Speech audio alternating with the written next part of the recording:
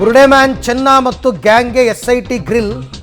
ಬೆಂಗಳೂರು ಬಳಿಕ ಮಂಡ್ಯ ತಮಿಳುನಾಡಿಗೂ ತನಿಖೆ ವಿಸ್ತರಣೆಯಾಗುವ ಸಾಧ್ಯತೆ ಇದೆ. ನಾನು ಅದನ್ನೇ ಹೇಳ್ತಾ ಇದ್ದೆ. ಚನ್ನನ ಊರು ಮಂಡ್ಯದಲ್ಲಿ ಸ್ಥಳ ಪರಿಶೀಲನೆ ಮಾಡುತ್ತಾ. ಚಿಕ್ಕಬಳ್ಳಿ ಅಂತ ಊರು ಮಂಡ್ಯದ ಹತ್ರ ಇರತಕ್ಕಂಥದ್ದು, ಅವನ ಹುಟ್ಟೂರು. ಆಮೇಲೆ ಎರಡನೇ ಪತ್ನಿ ಜೊತೆಗೆ ತಮಿಳುನಾಡಿನ ಸತ್ಯಮಂಗಲದ ಹತ್ರ ಒಂದು ಗ್ರಾಮದಲ್ಲಿ ಆತ ವಾಸ ಇದ್ದ. ಅವನ ಎರಡನೇ ಪತ್ನಿ ಎಲ್ಲ ಈಗ ಅಲ್ಲೇ ಇದ್ದಾರೆ. ಸೊ ಅಲ್ಲಿಗೂ ಹೋಗೋ ಸಾಧ್ಯತೆ ಇದೆ. ಹಾಗಾಗಿ ಇವೆಲ್ಲ ಸಾಧ್ಯತೆಗಳ ಬಗ್ಗೆ ಹೇಳ್ತಾ ಇದ್ದೀವಿ. ನಿನ್ನೆ ಅವರು ಧರ್ಮಸ್ಥಳದಿಂದ ಹೊರಟಾಗ ಬೆಂಗಳೂರಿಗೆ ಬರ್ತಾರೆ ಅಂತಲೂ ಕೂಡ ಯಾರಿಗೂ ಸಣ್ಣ ಸುಳಿವಿರಲಿಲ್ಲ. ಆದರೆ ಬೆಂಗಳೂರಿಗೆ ಬಂದರು. ಜಯಂತ್ ಮನೆಗೆ ಬರ್ತಾರೆ ಅಂತ ಯಾರಿಗೂ ಸಣ್ಣ ಸುಳಿವಿರಲಿಲ್ಲ. ಅದಾದ ನಂತರ ಲಾಡ್ಜ್ ಹೋಗ್ತಾರೆ ಅಂತ ಸುಳಿವಿರಲಿಲ್ಲ. ಹಾಗಾಗಿ ಅವರು ತುಂಬ ಗೌಪ್ಯತೆಯನ್ನು ಕಾಪಾಡ್ತಾ ಇದ್ದಾರೆ. ತುಂಬ ಗೌಪ್ಯತೆಯನ್ನು ಕಾಪಾಡ್ತಿದ್ದಾರೆ. ಆ್ಯಂಡ್ ಕಾಪಾಡಬೇಕು. ಈಗ ಹೋಮ್ ಮಿನಿಸ್ಟ್ರೇ ಹೇಳಿಲ್ವಾ, SIT ವರದಿ ಕೊಡೋ ತನಕ ತನಿಖಾ ಪ್ರಗತಿ ಒಂದು ಚೂರು ಯಾವ ವಿಚಾರವೂ ಹೊರಗೆ ಬರಲ್ಲ ಅಂತ ಹೇಳಿದ್ದಾರೆ. ಹಾಗಾಗಿ ಅವರ ಕರ್ತವ್ಯವನ್ನು ಅವ್ರು ಮಾಡ್ತಾ ಇದ್ದಾರೆ. ಅವರ ಕರ್ತವ್ಯವನ್ನು ಅವ್ರು ನಿಭಾಯಿಸ್ತಾ ಇದ್ದಾರೆ. ಓವರಾಲ್ ಸತ್ಯವನ್ನು ಹೊರಗಿಳಿಯಬೇಕು. ಈ ಷಡ್ಯಂತ್ರದ ರೂವಾರಿಗಳು ಯಾರು, ಯಾವ ರೀತಿ ಷಡ್ಯಂತ್ರವನ್ನು ಮಾಡಿದ್ರು, ಇದರ ಪಾತ್ರಧಾರಿಗಳು ಯಾರು, ಸೂತ್ರಧಾರಿಗಳು ಯಾರು, ಈ ಸಿಂಡಿಕೇಟ್ ಎಷ್ಟು ದೊಡ್ಡದು, ಮತ್ತು ಇವರ ಉದ್ದೇಶ ಏನು, ಇದೆಲ್ಲವನ್ನು ಪತ್ತೆ ಹಚ್ಚಬೇಕೀಗ. ಆ ಕೆಲಸವನ್ನು ಮಾಡ್ತಾ ಇದ್ದಾರೆ. ನಿಮಗೆಲ್ಲ ಗೊತ್ತಿರೋ ಹಾಗೆ ಚಿನ್ನಯ್ಯ ಈಗ ಪೊಲೀಸ್ ಕಸ್ಟಡಿನಲ್ಲಿದ್ದಾರೆ. ಕಸ್ಟಡಿ ಮುಗಿಯೋದ್ರೊಳಗಡೆ ಇಷ್ಟೆಲ್ಲ ಆಗಬೇಕು. ಈ ಬಗ್ಗೆ ಕೂಡ ಮತ್ತಷ್ಟು ಮಾಹಿತಿ ನನ್ನ ಕೊಲೆಗೆ ಉಮೇಶ್ ಅವರಿಂದ ಪಡೆಯೋಣ. ಉಮೇಶ್, ಚಿನ್ನಯ್ಯನ ಕಸ್ಟಡಿಯ ಅವಧಿ ಮುಕ್ತಾಯವಾಗ್ತಾ ಇದೆ. ಅಷ್ಟರ ಒಳಗಾಗಿ SIT ಅವರ ಮುಂದಿನ ಪ್ಲ್ಯಾನ್ ಏನೇನು?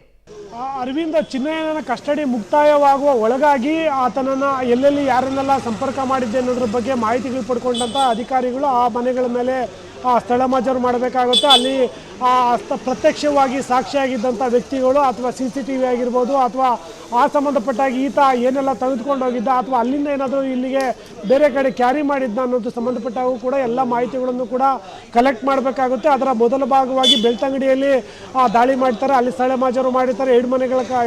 ಎರಡು ಮನೆಗಳಲ್ಲಿ ಅಲ್ಲಿ ಮಾಜಾರು ಮಾಡಿದ ನಂತರದಲ್ಲಿ ನಿನ್ನೆ ಬೆಂಗಳೂರಿಗೆ ಬಂದಿರುವಂಥದ್ದು. ಬೆಂಗಳೂರಿಗೆ ಬಂದ ನಂತರದಲ್ಲಿ ನಿನ್ನೆ ಮಧ್ಯಾಹ್ನ 1 ಗಂಟೆಯಿಂದ ರಾತ್ರಿ 10 ಗಂಟೆ ತನಕ ಜಯಂತ್ ಮನೆಯಲ್ಲಿ ಸ್ಥಳ ಮಾಜೂರು ಮಾಡ್ತಾರೆ. 10 ಗಂಟೆಗೆ CID ಕಚೇರಿಗೆ ಕರ್ಕೊಂಡೋಗಿ ಕೇವಲ 1 ಗಂಟೆಗಳ ಕಾಲ, ಅಂದರೆ ಅವರು ಊಟಕ್ಕೆ ಮಾತ್ರ ಅವಕಾಶ ಕೊಟ್ಟು 11 ಗಂಟೆ ನಂತರದಲ್ಲಿ ನೇರವಾಗಿ ಕೊಡಿಗೆಹಳ್ಳಿ ಪೊಲೀಸ್ ಸ್ಟೇಷನ್ಗೆ ಕರ್ಕೊಂಬರುವಂಥದ್ದು.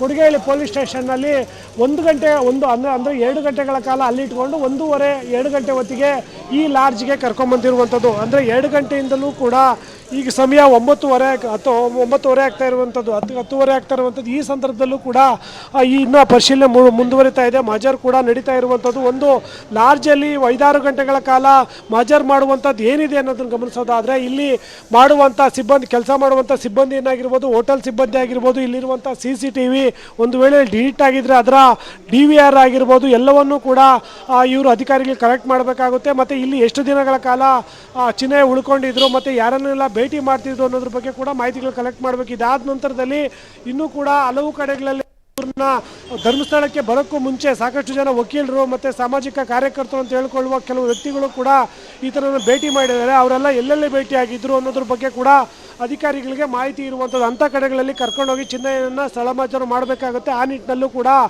ಅಧಿಕಾರಿಗಳು ಕೆಲಸ ಮಾಡ್ತಾ ಇರುವಂಥದ್ದು. ಬಹುತೇಕ ನಿನ್ನೆ ಬೆಳಗಿನ ಜಾವ SITಯಿಂದ ಹೊರಟಿರುವಂಥ ಅಧಿಕಾರಿಗಳು ಇಲ್ಲಿವರೆಗೂ ಕೂಡ ರೆಸ್ಟ್ ಮಾಡ್ದೇನೆ ಒಂದು ಜಾಗದಿಂದ ಮತ್ತೊಂದು ಜಾಗ ಸ್ಥಳ ಮಾಜೂರು ಮಾಡ್ಕೊಂಡು ಹೋಗ್ತಾ ಇರುವಂಥದ್ದು. ಅಂದರೆ ಬೇಗ ಎಲ್ಲ ಕಡೆಗಳಲ್ಲೂ ಕವರ್ ಅಪ್ ಮಾಡೋದಕ್ಕೆ ಪ್ರಯತ್ನ ಪಡ್ತಾ ಇರುವಂಥದ್ದು. ಮತ್ತು ಆತನ ಕಸ್ಟಡಿ ಅಂತ್ಯ ಆದ ನಂತರದಲ್ಲಿ ಮತ್ತೆ ಜಡ್ಜ್ ಮುಂದೆ ಹಾಜರುಪಡಿಸಿ ಮತ್ತೆ ಕೇಳಬೇಕಾಗುತ್ತೆ. ಆ ನಿಟ್ಟಿನಲ್ಲಿ ಆದಷ್ಟು ಬೇಗ ಎಲ್ಲವನ್ನೂ ಕೂಡ ಮಾಡೋದಕ್ಕೆ ಪ್ರಯತ್ನ ಪಡ್ತಾ ಇದ್ದಾರೆ. ಇಲ್ಲಾದ ನಂತರದಲ್ಲಿ ಮಂಡ್ಯ ಮತ್ತು ತಮಿಳುನಾಡಿನ ಸತ್ಯಮಂಗಲಕ್ಕೂ ಕೂಡ ಕರ್ಕೊಂಡು ಹೋಗುವ ಸಾಧ್ಯತೆ ಇರುವಂಥದ್ದು. Arvind, right, thank you Umesh, ತಮ್ಮ ಎಲ್ಲ ಮಾಹಿತಿಗಾಗಿ ಧನ್ಯವಾದ.